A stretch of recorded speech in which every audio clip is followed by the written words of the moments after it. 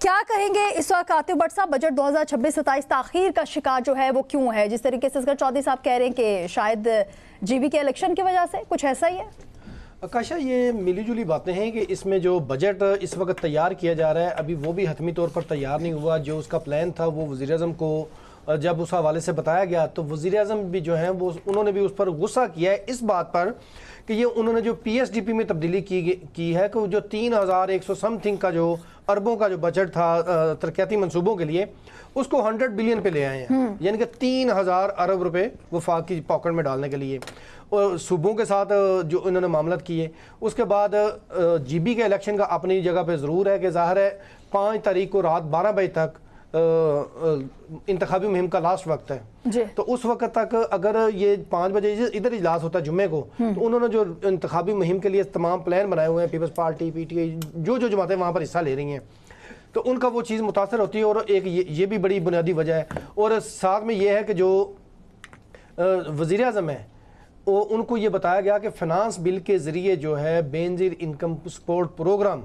اس کو مرکز سے ختم کر کے صوبوں کے حوالے کیا جا رہا ہے۔ اور اب آپ کو بھی پتہ ہے، مجھے بھی پتہ ہے کہ یہ پیپلز پارٹی کو ڈائریکٹ جو ہے نہ صرف چھیڑنے والی بلکہ وہ کیا کہتے ہیں نا کہ پنگا لینے والی بات ہے کہ جنہوں نے آپ کی حکومت کو ایک سہارا دیا ہوا ہے آئینی ترمیم یا حکومت بناتے ہوئے، تو ایسے میں پیپلز پارٹی کے ساتھ اس طرح کا یا ان کا جو منصوبہ ہے ان کو صوبوں کے حوالے کرنا، یعنی کہ مرکز سے ختم کرنا، تو یہ بھی ایک اب وزیر اعظم نے یہ کہا ہے کہ یہ آپ جو ہے اس میں تبدیلی کریں۔ اب جو صوبوں کا بجٹ کم کیا گیا ہے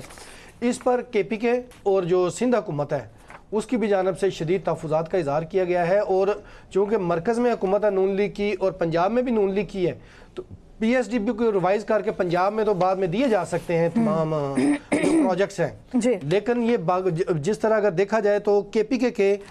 تقریباً 786 مجموعی منصوبے ہیں، ان میں سے صرف 6 منصوبوں کے لیے جو ہے وہ پیسے جاری کیے گئے ہیں، 1.2 ارب روپے رکھے جا رہے ہیں۔ تو وہ کیا کہتے ہیں نا، اونٹ کے منہ میں زیرہ، اور اس طرح کا جو آٹے میں نمک کے برابر جو ان کو یہ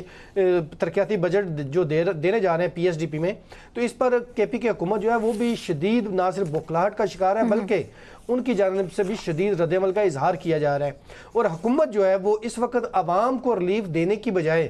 جو صوبے ہیں، اب صوبوں کے ساتھ انہوں نے سینگ پھنسانے کی کوشش کی ہے تاکہ عوام کی نظر ہٹے اور ہم مرکز اور صوبے جو ہے وہ آپس میں گتھم گتھا نظر آئیں اور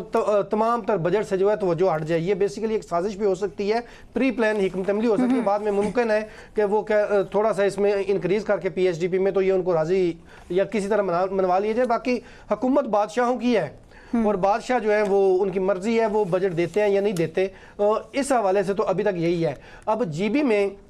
نواز شریف صاحب جو ہے ان کی وہ رونمائی ہوئی، وہاں پر پہنچے، انہوں نے جو خطاب کیا، اور اس کے بعد وہاں پر دیگر سیاسی جماعتوں کے رہنما بھی گئے۔ یہاں پر میں ایک جو اپنے حکمران جماعتیں ہیں ان کو ایک ضرور کہوں گا کہ جو الیکشن ایکٹ ہے نا اس میں ایک شک ہے کہ کوئی بھی منتخب نمائندہ الیکشن والے علاقے میں جا کر کمپین نہیں کر سکتا، حصہ نہیں لے سکتا۔ تو میرا خیال ہے کہ اس شک کو ختم کر دینا چاہیے، کیونکہ یہ جب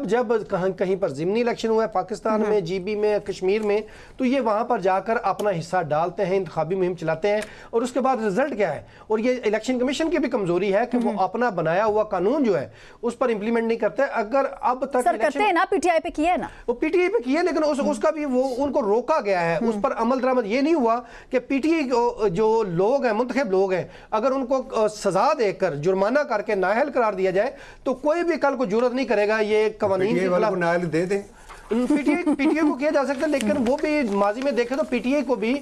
بھی یہ کرتی رہی ہے، انتخابی مہم جو ہے حصہ لیتی رہی ہے۔